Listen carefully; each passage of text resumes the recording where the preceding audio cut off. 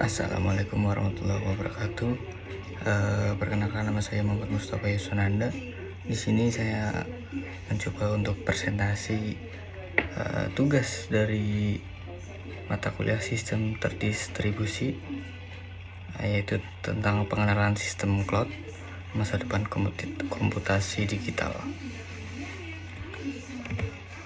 Pengenalan sistem cloud di masa depan komputasi digital.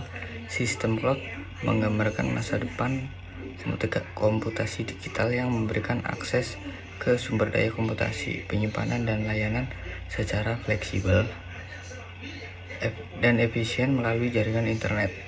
Dengan adopsi sistem cloud, organisasi dapat meningkatkan efisiensi, menjangkau pasar yang lebih luas, dan berinovasi dengan lebih cepat.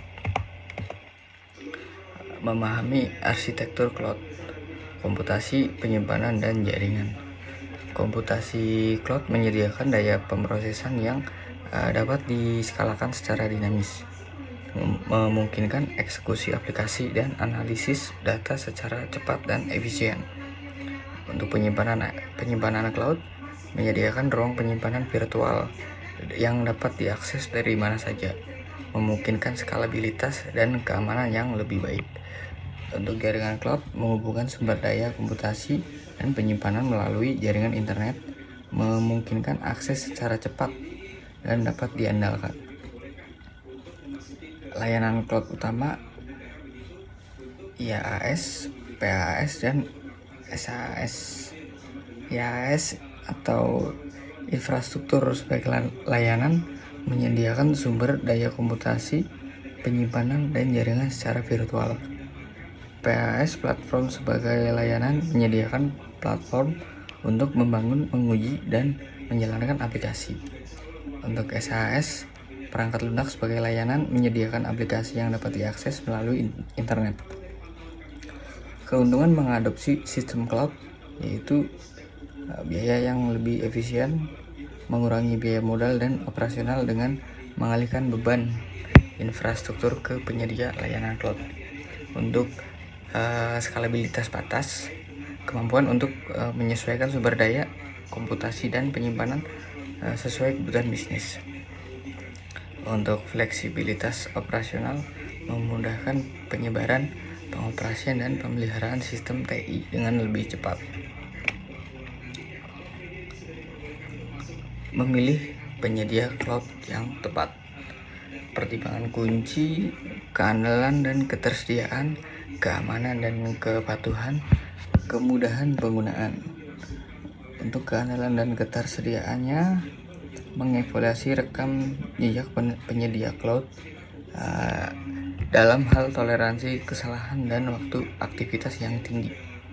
Keamanan dan kepatuhan, memastikan penyedia cloud menawarkan kontrol akses, enkripsi data, dan kepatuhan terhadap regulasi yang relevan. Kemudahan penggunaan, menilai antarmuka, dokumentasi, dan dukungan pelanggan untuk memastikan integrasi yang lancar.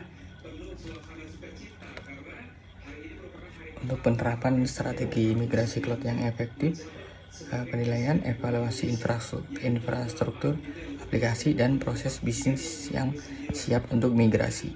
Untuk perencanaan, rancang strategi migrasi bertahap dengan mempertimbangkan ketersediaan, keamanan, dan biaya. Implementasi, laksanakan migrasi dengan hati-hati dengan pemantauan yang ketat dan pengujian. Untuk mengelola dan mengoptimalkan sumber daya cloud, pemantauan dan visibilitas, menggunakan alat pemantauan untuk memahami penggunaan dan kinerja sumber daya cloud. Optimalisasi biaya, menerapkan strategi penghematan biaya seperti pemanfaatan diskon dan optimasi operasional, menggunakan skenario optimasi untuk pemantauan perbaikan dan skalabilitas yang efisien. Tantangan dan langkah mitigasi dalam cloud. Keamanan dan kepatuhan, menerapkan kontrol akses yang ketat, enkripsi data, dan memastikan kepatuhan terhadap peraturan. Ketergantungan penyedia, mempertahankan fleksibilitas dengan arsitektur portable dan menghindari penguncian vendor. Untuk manajemen biaya, memantau dan mengoptimalkan penggunaan sumber daya untuk menghindari pengeluaran yang tidak perlu. Untuk kesimpulannya, merangkul masa depan dengan sistem cloud. Dengan pemahaman yang mendalam tentang sistem cloud, organisasi dapat memanfaatkan kekuatan komputasi, penyimpanan, dan layanan yang disediakan untuk mendorong transformasi digital, meningkatkan efisiensi, dan berinovasi secara berkelanjutan. Adopsi sistem cloud adalah kunci untuk menghadapi masa depan yang semakin digital. Terima kasih. Mungkin itu yang bisa saya presentasikan, kurang lebihnya mohon maaf. Wassalamualaikum warahmatullahi wabarakatuh.